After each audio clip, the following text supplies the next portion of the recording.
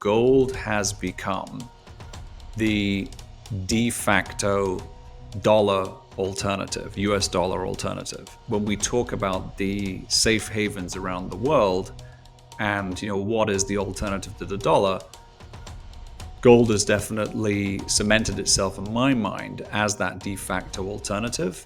Hello and welcome to Soar Financially, a channel where we discuss the macro to understand the micro. My name is Kai Hoffman, I'm the EdgeJR mining guy over on X, and of course, your host of this channel. And I'm looking forward to introducing a first-time guest. His name is Will Rhind. He's the founder and CEO of GraniteShares ETF, and I'm really looking forward to catching up with him, trying to get an understanding, of course, what is the economic situation out there right now. It's the middle of the summer. We have the Jackson Hole Summit coming up here in a few short days, and it feels a bit quiet out there. I just came back from a longer trip and I haven't really followed markets, so of course it's quiet out there, but it looks like, judging by gold and silver prices, like we're moving sideways. We're lacking impulses. Really curious where this is taking us in the fall, and I'm going to ask Will those questions. What is his assessment? Where are we headed? And he comes from the ETF background, so I'm going to ask him about some developments in the ETF market as well. What does he think of ETFs? Of course, there's going to be a biased answer, but where are things trending? Like how en vogue are ETFs these days? Really curious to hear from him on that topic. Before I switch over to my guest, hit that like and subscribe button. Helps us out tremendously, and we much appreciate it. Now, well, long intro. I'm not sure why I made it so long, but really appreciate you joining us. Thanks so much for coming on to Soar Financially. Thank you so much for having me, Kai. Pleasure to be on. Yeah, really looking forward to this, Will. And let's dive right in. As we just discussed off mic, we have lots to discuss and lots of topics we can touch on here in the next 30 minutes. But we'll start with a very simple, very general question. What is your assessment of the economy and the financial markets right now?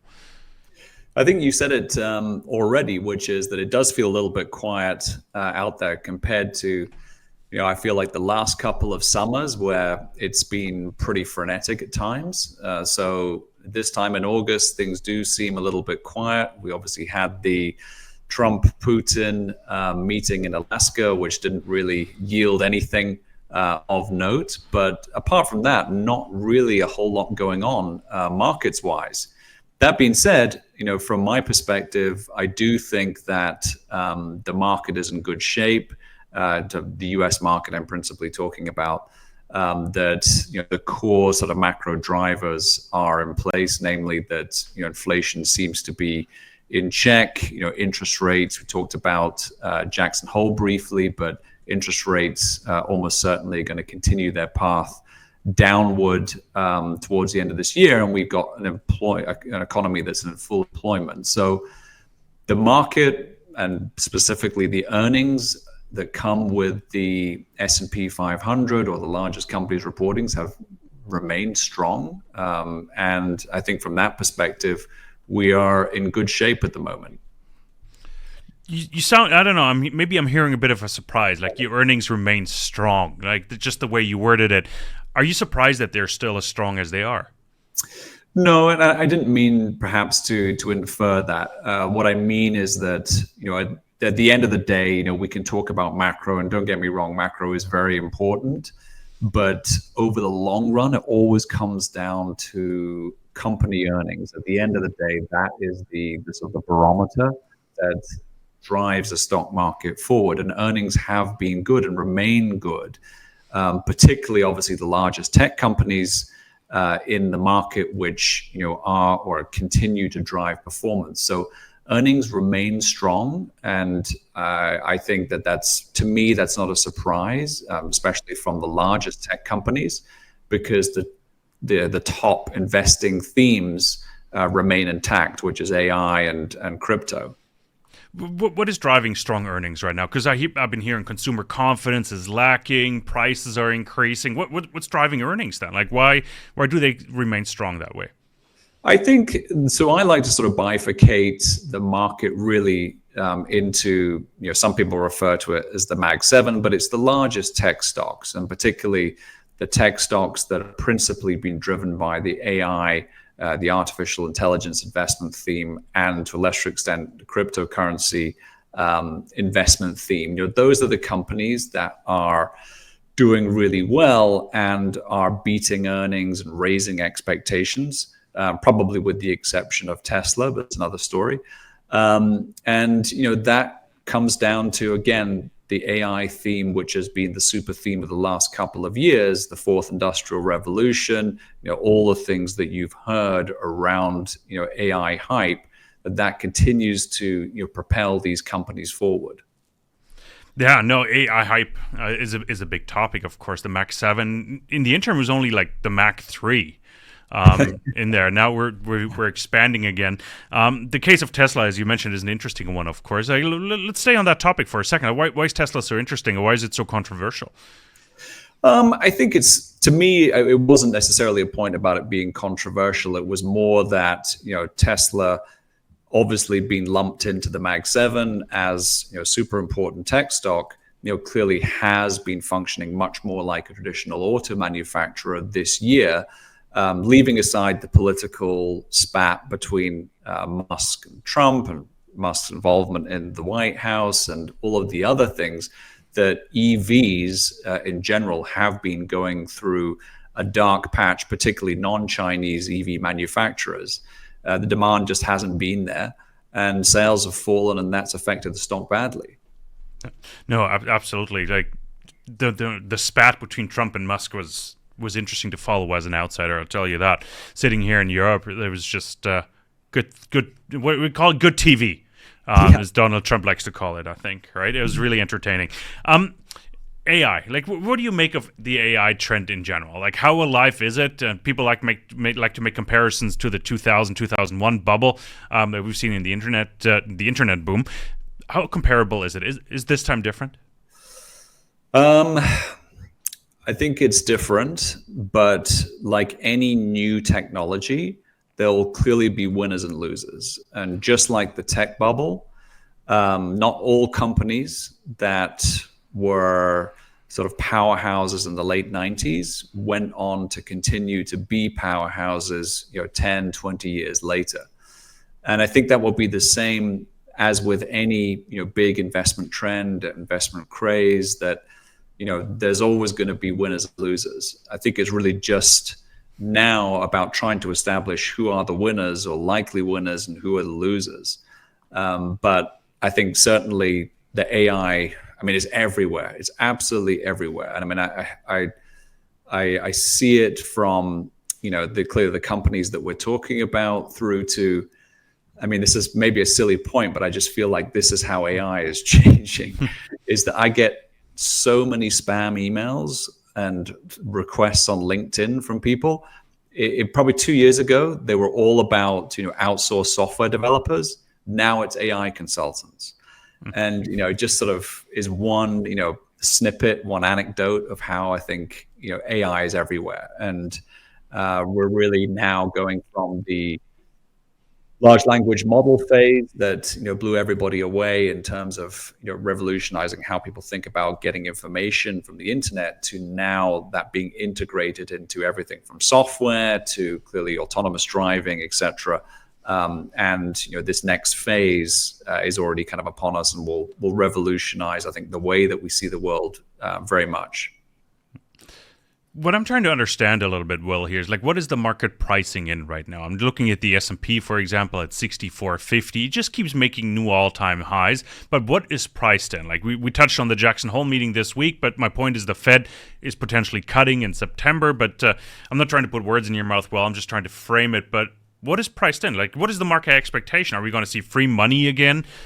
Why is it so exuberant? I think that's really what it comes down to, is that this idea that inflation numbers, and despite the different data points that sometimes can appear to be contradictory, that inflation numbers are coming down, or certainly the hysteria over inflation caused by tariffs hasn't materialized in the way that some people thought, and therefore everybody from the president, the markets, I think the expectation is that interest rates are going to come down. And, that gives another clearly, tailwind to stocks, particularly the large tech stocks.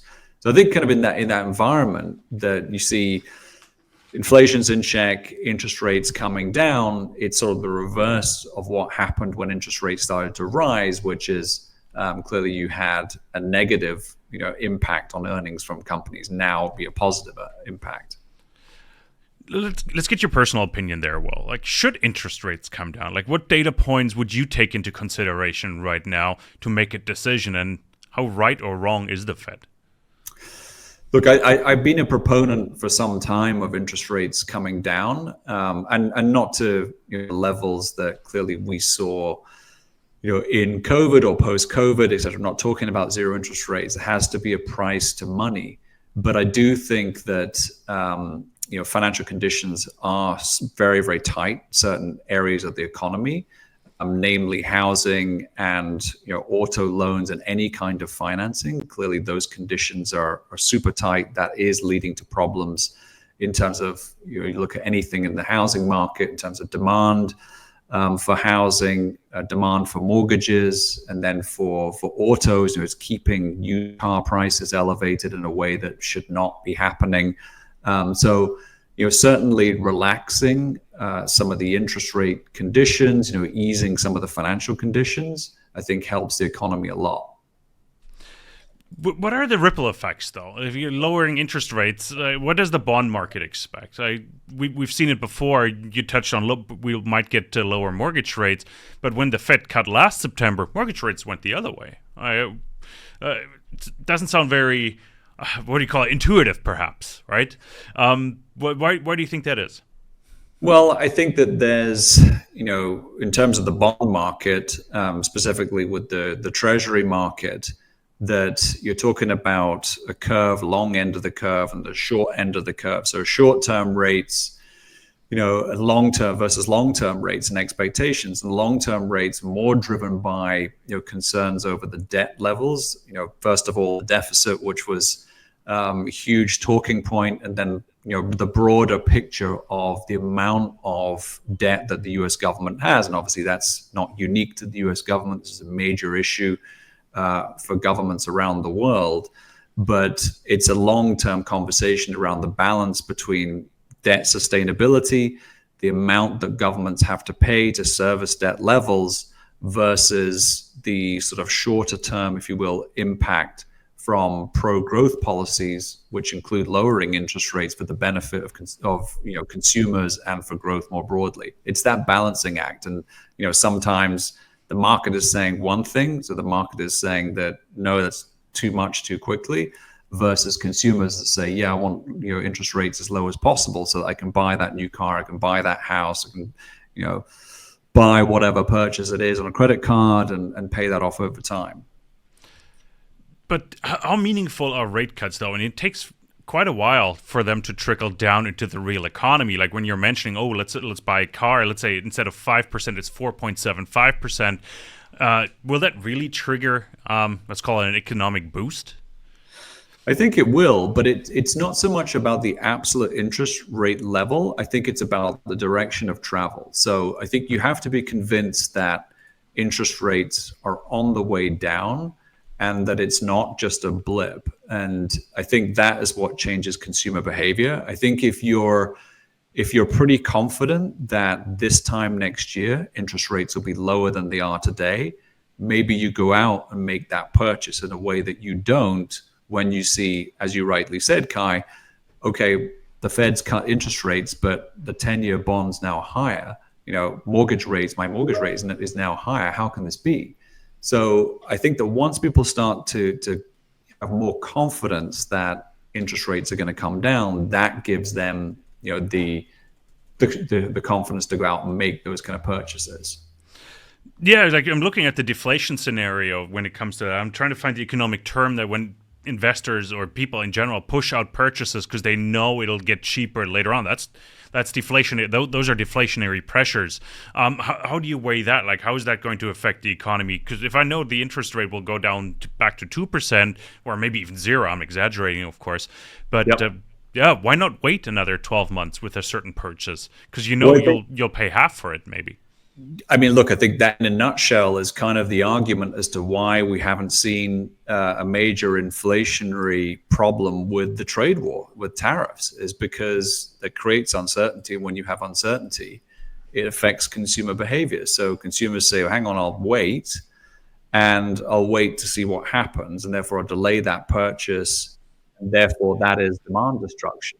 And demand destruction is what ultimately will drive prices more than anything else, and that's why there's more impact in it being deflationary, the trade war, than inflationary, because people will change their behavior, and if they do see a price adjustment that's higher, most likely that results in demand destruction, where people say, you know what, instead of just delaying it, I'm not going to buy it, and prices will have to react accordingly. Yeah, that's the $1 million question, right? Like, how will tariffs impact the economy in general? Like, we've seen higher PPI prices, producer prices ticked up a little higher than expected. Inflation around 3% as well. Core inflation higher than expected as well. But not really, what do you call it, like roaring inflation. It hasn't really taken off like a lot of investors or economists have predicted. Maybe to summarize like what we just discussed here, but why is that? Like, why hasn't it taken off like that? Like, why is it such in check? Yeah, I mean, I think, again, a lot of people maybe discounted this from the first time that it happened under the Trump presidency, of 2016, and perhaps sort of said, well, it's just a blip, that was an aberration. But again, that period was one of tariffs being enacted, and there not really been any visible signs of inflation, particularly in core industries where tariffs were applied. So this time around, I think the only reason it became a big talking point was because the expectations of tariffs from the market were different to the tariffs that were actually applied or threatened by the administration. In other words, the tariffs that were applied or threatened were a lot higher than the market expected, and therefore that was the sort of initial shock that we saw first half of this year. And again, I sort of come back to this idea that what is a tariff? It's a one-time price increase on something, and one-time price increases can be absorbed, but it doesn't become systemic unless that particular good or service or whatever it is, it is something that somebody decides that the price is too high and therefore it changes consumer behavior. So I think in previous examples that we've seen is much more likely to result in disinflationary or outright deflationary behavior, because people will change their buying patterns based upon prices.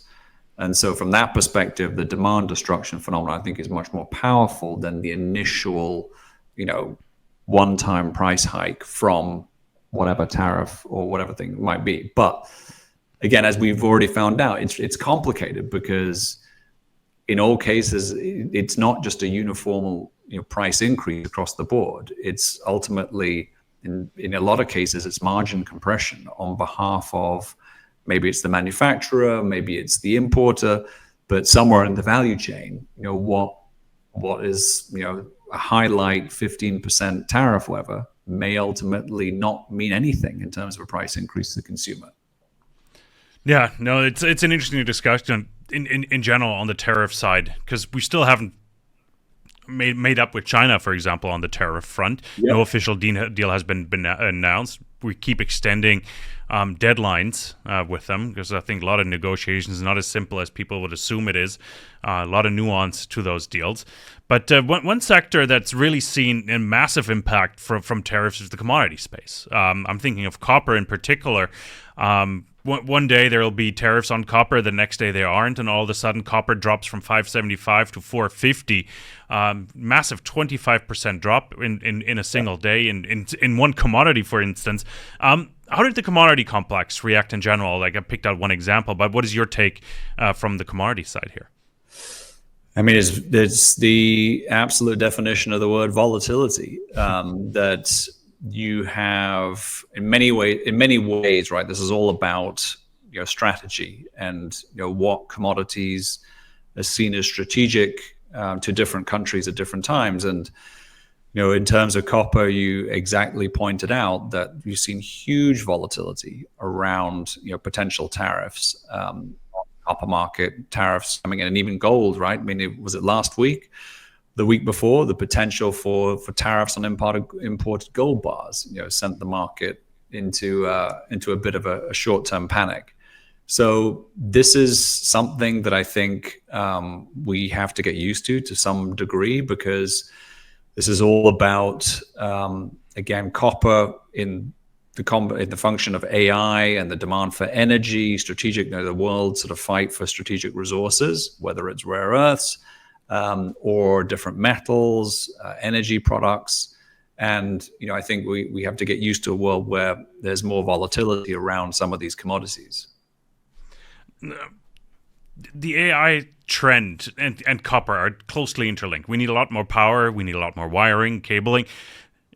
Did that narrative completely disappear after the copper tariffs have been lifted? 25% move is massive in a single commodity.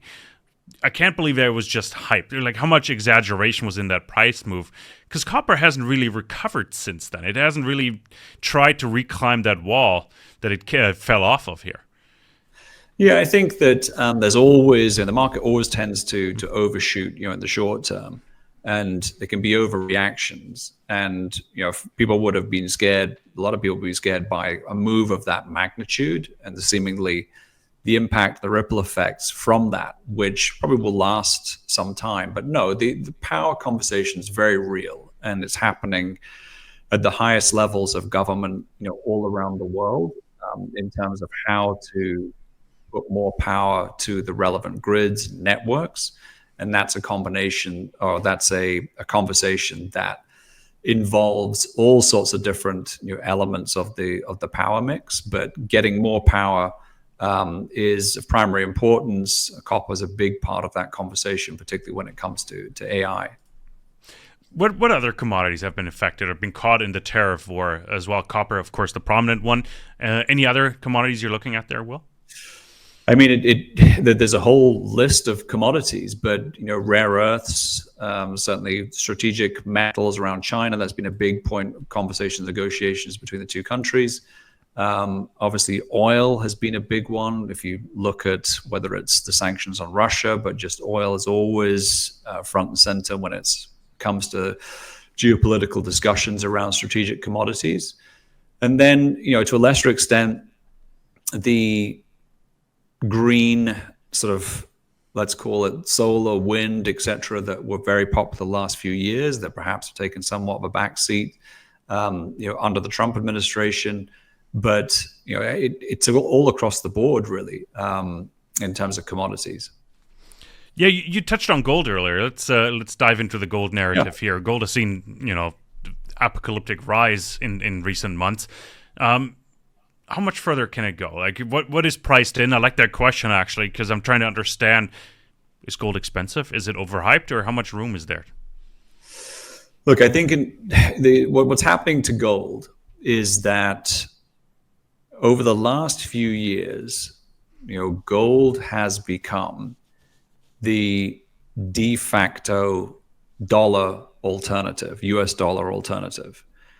And for people that study the gold market, involved in the gold market, that might not necessarily be a shocking sort of statement to make. But I think it's important because when we talk about the safe havens around the world and, what is the alternative to the dollar, gold has definitely cemented itself in my mind as that de facto alternative. We see that from central banks around the world that continue to buy gold irrespective of the price. We see that from consumers, from investors, whether they're buying ETFs or whether they're buying individual bars and coins, that it's really become that alternative in a way that certain currencies, the euro, Chinese yuan, etc., are not and have not become. So I think, to me, that's sort of fundamentally what we're talking about. And in a world where that is the de facto alternative, then in this particular environment where government debt levels only get higher, and there doesn't seem to be any real credible attempts or efforts made to reduce debt levels around the world. What value do you place on something which has no credit or counterparty risk? And I think the answer that investors are telling you is that gold has room to go a lot higher. What are you telling us? Like you're saying investors. Like what do you think will happen here? Like what's your price target? I know I hate asking for price targets because it puts people in a bad spot here. But what is your personal opinion? Like how much room is left? Like you've been generalizing. I want to hear what do you think? I think gold can go a lot higher than where it is today. I mean, I don't have a price target per se, but I've been involved in the gold market for a long time, and it's one of these assets where every time that gold makes a new high, and every time you might convince yourself for a second that okay, this has to be the high, can't go higher than this. There's a period of retracement, there's a period of consolidation, and then the gold price goes on to make a new high, and again, I just feel like there's no reason to believe that this time is any different. That sure, we could have a pullback, of course, but if gold is increasingly seen as an asset of last resort, of a safe haven in which again you're bringing in new investors, new participants in a way that perhaps haven't been part of the gold market before, to me that tells you that in that environment, then gold can go a lot higher. What about silver in that regard? Silver's saying the same thing. I think that silver just suffers a little bit from the fact that clearly it's first and foremost an industrial metal, but clearly, as you've seen from recent price action, there comes a point when gold prices are so high that you cannot have silver prices living in a completely parallel world that don't respond or react to gold prices at all. And so in a world where the precious properties of silver come out and silver acts more like a slightly more volatile version of gold, that silver prices have come up, perhaps not as much as some people would like them to have, but they're starting to respond in a way that, and I think across the metal spectrum, platinum's broken out. People are looking for that alternative, that next gold, and or looking for the value in the space which some of these metals offer. No, it's interesting times. $38 silver, gold around $33.50 as well. As you said, I agree. Lots of room to grow, especially given the points we've discussed. Looming debt crisis, many more factors weighing in here. Well, I want to tap into your expertise. You're the president, CEO, or founder and CEO of GraniteShares. Let's talk ETF market. It's an interesting one. How has it changed over recent years, and what's the acceptance level of ETFs these days? Well, it's changing all the time. And when I started, back in the early 2000s, ETF market was really small. Now it's multiple trillions in size and growing at a compound annual growth rate of somewhere between 20 and 30% per annum. It's become a global phenomenon where it's probably the most important or popular investment product in most major countries around the world now. And I guess in essence, what we're really talking about is it's the new technology that replaced the old technology, which is the mutual fund.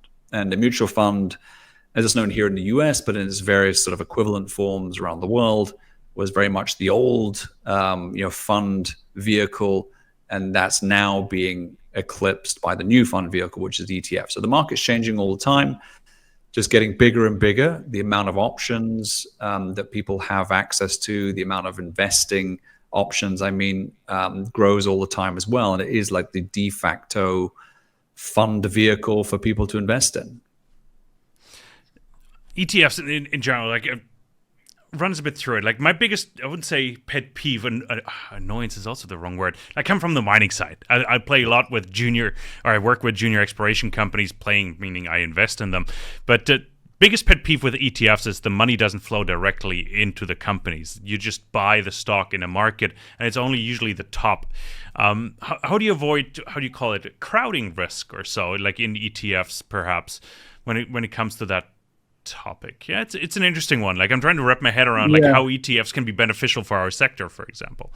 Well, I guess it cuts both ways. So go back to the invention of the physical gold ETF, and I was the CEO of the GLD ETF for 2.5 years, and got a good sort of view into that before I started GraniteShares. And remember that before physical gold ETFs existed, that mining stocks were principally the way for people to get exposure to gold, and that was a sort of a proxy for gold and other commodities as well. But just we're talking about gold here specifically. And when you could finally put physical gold in a portfolio, which GLD and then subsequent gold ETFs allowed people to do, you then had to make a choice. Do you want to own the mining stocks, or do you want to own gold itself? And that's what caused a lot of gold stocks to be completely re-rated, because there was a period when investors said, you know what, I never wanted to own the stocks. I just want to own gold.